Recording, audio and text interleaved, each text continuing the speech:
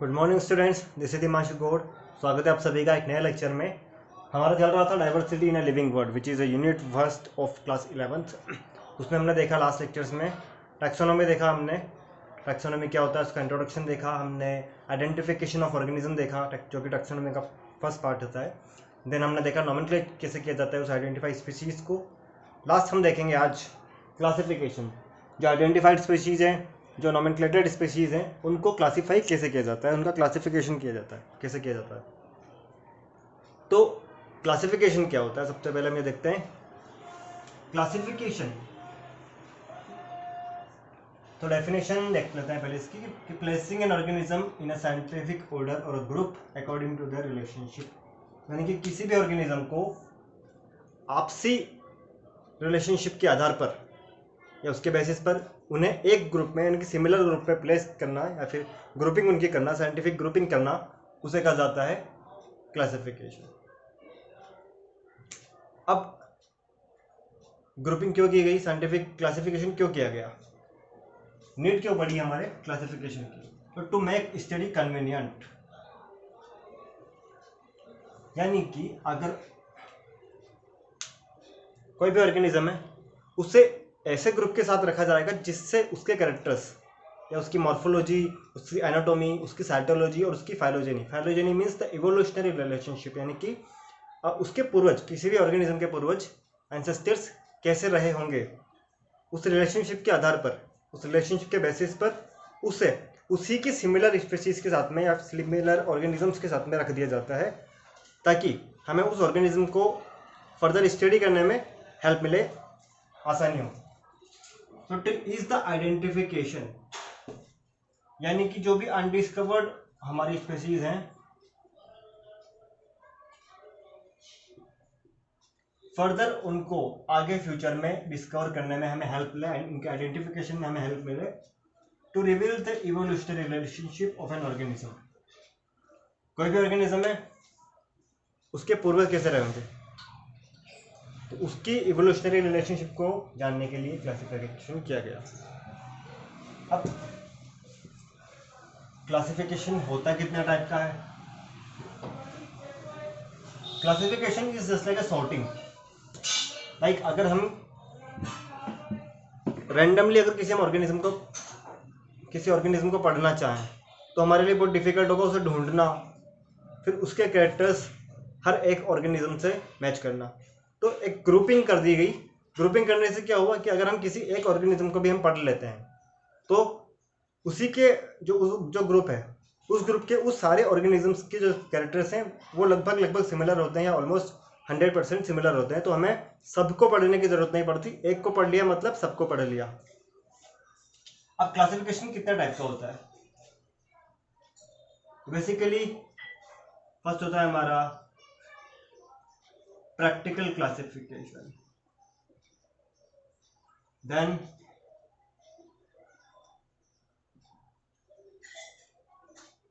Artificial classification, and then the last one is हमारा natural classification.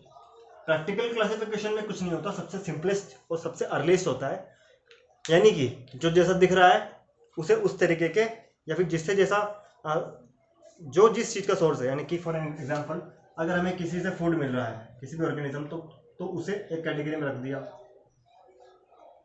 एक साथ रख दिया। हमें शेल्टर मिल रहा है किसी से तो उसे हमने एक साथ रख दिया। हमें किसी से ऑयल मिल रहा है तो हमने उसे एक साथ रख दिया, like this. For an example, जैसे जो ऑर्गेनिजम्स या जो प्लांट्स जिनसे हमें क्लॉथ मिलते हैं, सिंपल हम बात करें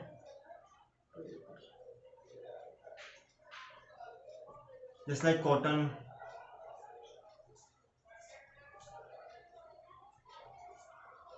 जूट, सिल्क,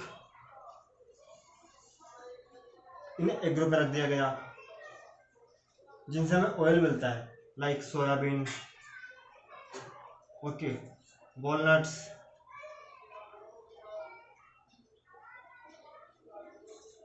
मेडिसिन्स,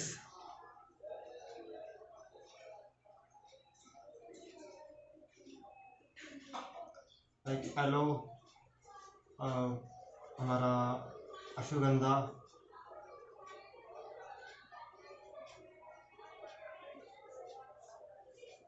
तो इन्हें एक ग्रुप में रख दिया गया। So grouping according to their similarity, यानी कि जो जैसा दिख रहा है उसे वैसे सिंपलेस्ट और अर्लीस्ट क्लासिफिकेशन होता है प्रैक्टिकल क्लासिफिकेशन,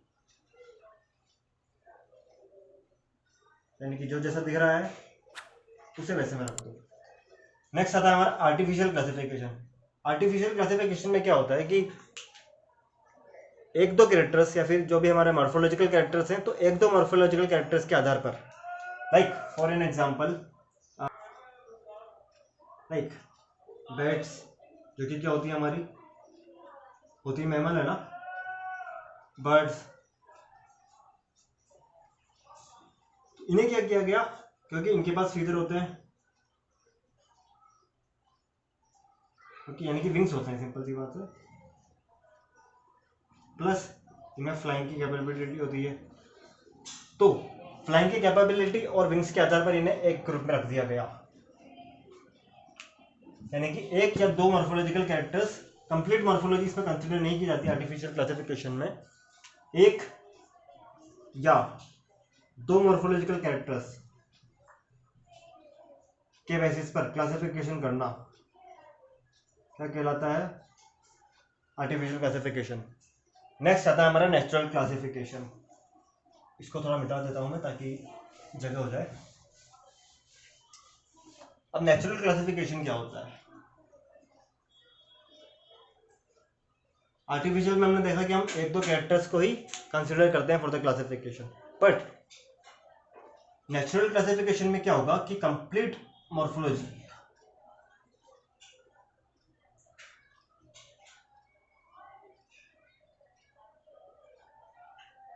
कंप्लीट मॉर्फोलॉजी या फिर कहा जाता है उसको ग्रॉस मॉर्फोलॉजी, ग्रॉस मॉर्फोलॉजी, जब कंप्लीट मॉर्फोलॉजी या फिर ग्रॉस मॉर्फोलॉजी यानी कि पूरी मॉर्फोलॉजी किसी भी ऑर्गेनिज्म की कंसिडर की जाए, उसे कहा जाता है नेचुरल क्लासिफिकेशन, यानी कि उसका हर एक कैरेक्टर, उसका हर एक मॉर्फोलॉजिकल कैरेक्टर कंसिडर किया जाए for the classification is called as natural classification. Natural classification जो होता है आगे फर्दर दो टाइप का होता है, फाइलोजेनेटिक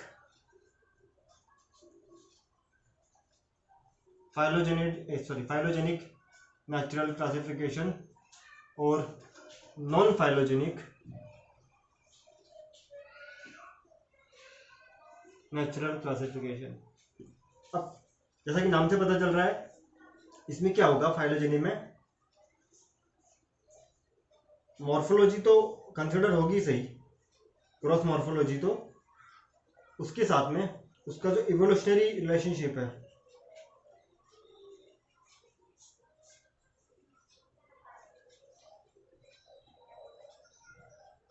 ऑर्गेनिज्म का, उसे भी कंसिडर किया जाएगा। नॉन फाइलोजेनी में क्या होगा, ओनली मॉर्फोलॉजी कंसिडर की जाएगी,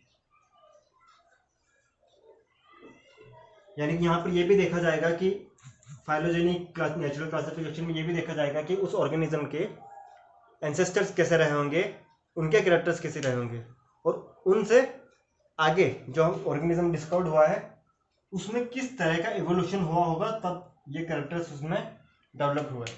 तो एक तरह की इवोल्यूशनरी रिलेशनशिप भी इसमें पढ़ी जाती है। तो ये हो गया हमारा क्लासिफिकेशन। अब आगे हम पढ़ेंगे टैक्सोनॉमिक कैटेगरीज। तो आज के लिए इतना ही।